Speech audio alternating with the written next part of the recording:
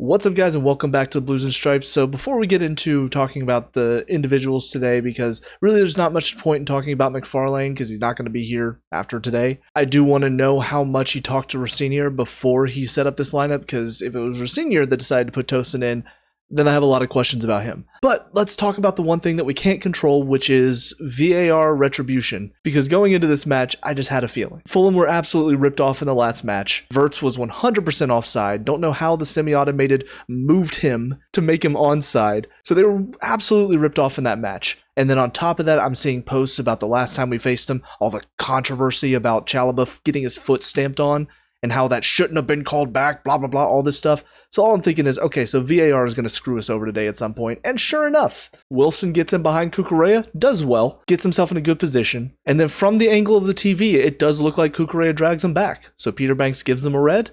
They show the angle. You can clearly see, and I even have a little screen grab that I'll put up here, clearly see Wilson just has a hold of Cucurella's shirt. It's the only reason why his arm is being pulled back is because he won't let go of Cucurella's shirt and throws himself to ground. And VAR says, no, we can't do this again. We can't take back something because Fulham will complain again. Even though this is 100% right to call this back, we can't do it again. So Cucurella, sorry, but you have to be the victim of VAR retribution. And it's stupid. It's the fourth time this season we've seen a player sent off for what is not a red card. João Pedro, second yellow against, I think it was, who did we face? I don't remember who it was now. But when he kicked the air near the guy's head, and he gets a second yellow for that. Bullshit. Caicedo studs up on Marino's ankle. We've seen multiple challenges exactly like that, even after that challenge, and they're almost always yellow, except for that one. Chalobah sent off because the Brighton forward just basically dives under hardly any contact at all. And now here we are again. Wilson grabbing Cucurella's shirt, throws himself to ground. Cucurella sent off. It's embarrassing. It really is. And talk about lack of poetic justice, because not only does Wilson do that and get Cucurella sent off, he tries to do it again on Hato, except he doesn't get a full grab of his shirt this time, so it's not enough to fool the referee. But he does the same thing again to Hato later on. And then who goes on and scores the winner? The guy who dove twice trying to get our left back sent off. Like, just the lack of justice, it sucks. And it puts a damper on this match that, honestly, I was not too upset about when it comes to our performance. Because I'm looking at the individual performances, most of them are fine. And even just the feel around the team, I mean, the first half before the red card, we were in control. Yes, they created a couple of chances, but they were more long-range shots. We looked like we were in the driver's seat. It just wasn't quite clicking up top. And even in the second half, after we were down to 10 men, yes, some of it is down to they started to sit back a little bit to guard their one-goal lead after both goals. But I still felt like the energy was there, the fight was there to try to get back into the match, something I don't think we saw after the Man U red card or the Brighton red card. So it does give me some hope, but it just feels like it's hope that's too late. All these other teams are going to start going above us, and it's where I do look at Maresca and go, you put us in a hole. All of the rotation, all of the lack of adaptability in his tactics that we saw through December, it set us up to this point where now there's so many teams that are right behind us. I can't remember exactly, but I'm pretty sure I saw it between 5th and 14th. Which is us, and I don't remember who was down in 14th. I'm pretty sure I saw there was like a 4-point difference, which means 2 losses or 2 draws. And suddenly now we're down in 14th place. So looking at the Man City result and then this performance, these are both good performances, but the results are not what we needed. We needed to win at the Etihad. I know it's difficult to say that because Man City are obviously a tough team, but couldn't beat Brighton today either. So they're not in the best run of form. And then this one, Fulham, they're hit or miss. They've had a decent season, but they're not great. So this is one where we should probably be going and getting a win. And then one moment of blindness from the VAR for the red card. And then we fight back, we try hard, but we just don't have enough up front, unfortunately. So right now it's just this mixture of frustration and disappointment because it's hard to get too excited about our season right now.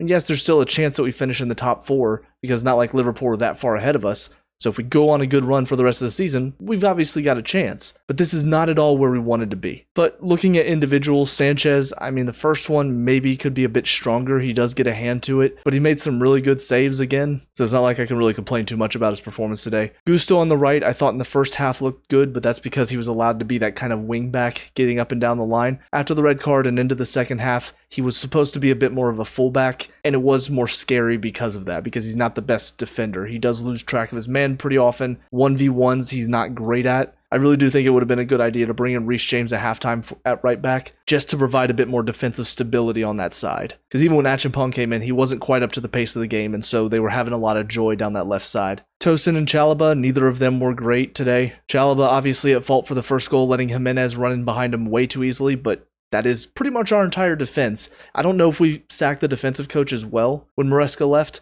but if we didn't, somebody needs to sack him now, because this defense has had the same issue, and I don't know how long he's been here, but at least for the past 2 years, with Maresca and with Poch, it's been the same issue.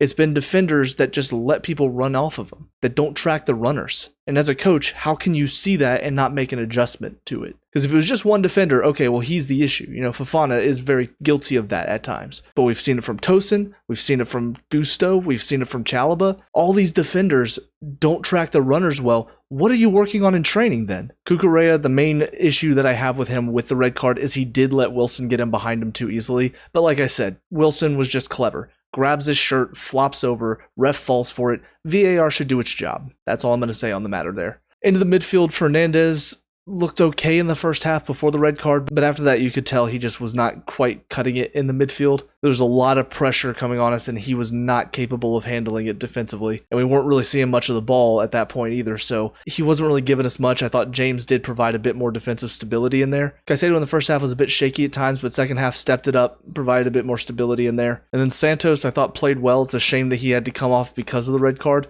I thought he was really linking up well with Caicedo and Fernandez in that midfield, and he provided a lot of our opportunities to go forward whenever we won the ball back. So it's a good sign for him. I'm hoping he's going to be very involved with Rosenior coming in, because he's a player that I don't think Maresca utilized enough, because he had this love affair with playing Caicedo and Fernandez in there. But I think Santos was a good option if you need to give Fernandez a break, or if you needed somebody with a bit more speed and strength in there. The three attackers, Palmer, I thought first half still looked very rusty. Second half, we saw a few glimpses of the brilliance he has.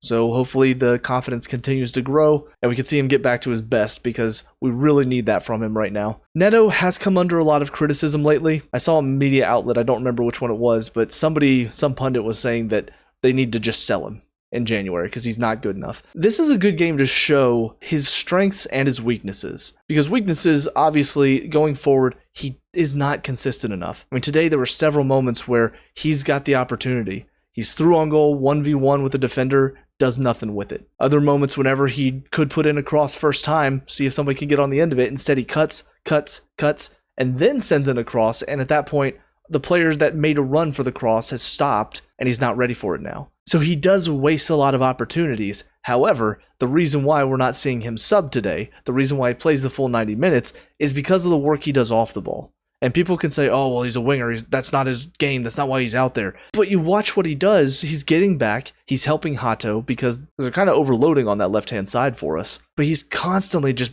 up and down the pitch. He's back there defensively. He's putting pressure on. He's getting up the pitch. He's running at the defenders to force them back, to create some opportunities to get us down the pitch, because we don't want to get pinned in. So it's one of those difficult ones where, yes, I want him to be more clinical up front too. I want him to stop wasting those chances. They do get very frustrating, but I'm watching how hard he works, and there are some players that are not going to be the most clinical. They are going to frustrate you, but the work that they bring onto the pitch, that's where they're effective. That's why you need, I mean, again, for Jackson, another great example. Not always the most clinical, but man, he just worked his butt off up top. Put so much pressure on the defenders, opened up spaces for players like Palmer. That's sometimes what you need. I know it's not the most popular opinion. I know people are going to slate him because of his performance today, but I still do think he's a very effective player at providing that work rate, at trying to push us down the field. And as long as he continues to do that, I don't see any reason why we should get rid of him. We need those players that are going to bust it. But getting into the subs, Hato came on for Cucurella after the red card, and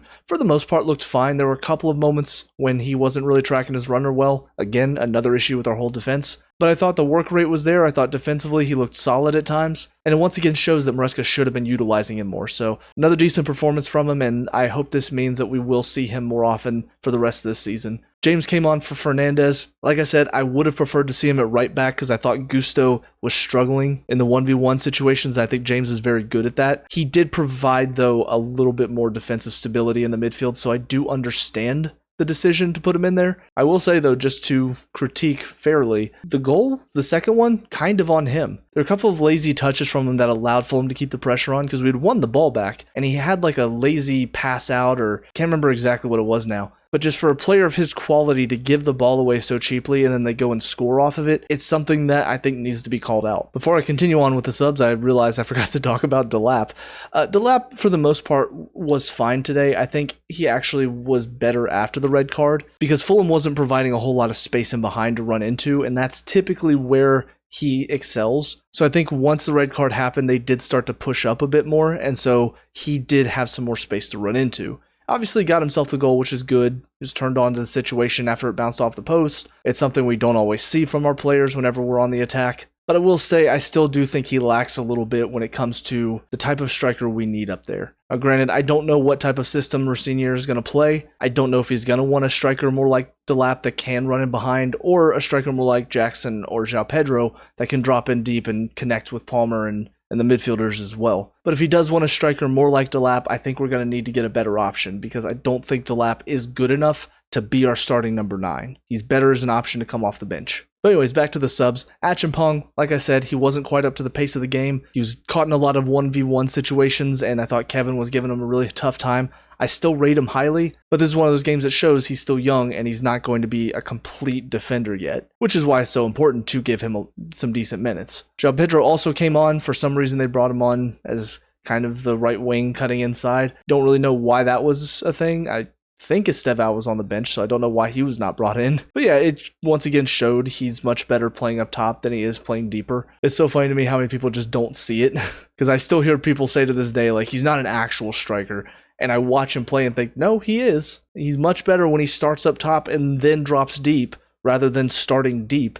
But I guess I could touch on that as kind of the final thing for this video, because I have seen some people talking about not just that, but also Palmer needing to be moved back out to the right. Today's a great example of why he's not a right wing. Because yes, technically today he was playing on the right side, but the system was set up to where Gusto was technically providing the width down that right side. Palmer was cutting inside to be more of a 10 on the right side. That is where he's more comfortable. That's the space that he operates in. But a lot of people are saying he needs to stop playing 10 because he's a right wing. And that's where I think a lot of people get confused, because he does tend to drift to the right. And also whenever Pochettino played him on the right, he did drift inside.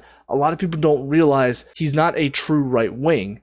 And so if you're going to be playing in a system where you need to have width from your wings, having Palmer out there doesn't help you because he's going to be cutting inside. You're not going to have anybody out there unless, again, Gusto is providing that width around him. So that's why in most cases you will see Neto or Estevao playing out there, because they will stay wide. Sometimes Estevao cuts inside, but for the most part, he's a wing. He likes to start wide. Same for Garnacho and Gittins on the left side. They both are wings. So anyways, just my 2 cents on that. But yeah, again, it's a disappointing result. The performance isn't terrible. What it means for the table is we are further away from the top 4 again. I already know Brentford went past us. I don't know who else is going to pass us today. There's a chance Man U might, which is just embarrassing. But that is why, I mean, the board does need to look at itself and make some changes, and Rosenior was not the change to make. Rosenior is more of the same. So we'll see how he does. Hopefully he comes in and he's better than I'm thinking he's going to be. But yeah, I gotta say, it's going to be a rough end of the season for these reviews, because I'm just not really looking forward to much right now. Those are all of my thoughts, though. Let me know what you guys think down in the comment section below. What are your thoughts on the game today? Let me know what we can talk about and discuss, all that good stuff.